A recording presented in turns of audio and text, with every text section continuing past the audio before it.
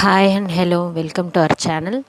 இன்றைக்கி நம்ம பார்க்க போகிறது பார்த்திங்கன்னா எம்ப்ராய்டரியில் புல்லெட் ரோஸ் போடுறது அப்படின்றது த்ரெட்ஸ் எடுத்திருக்கேன்.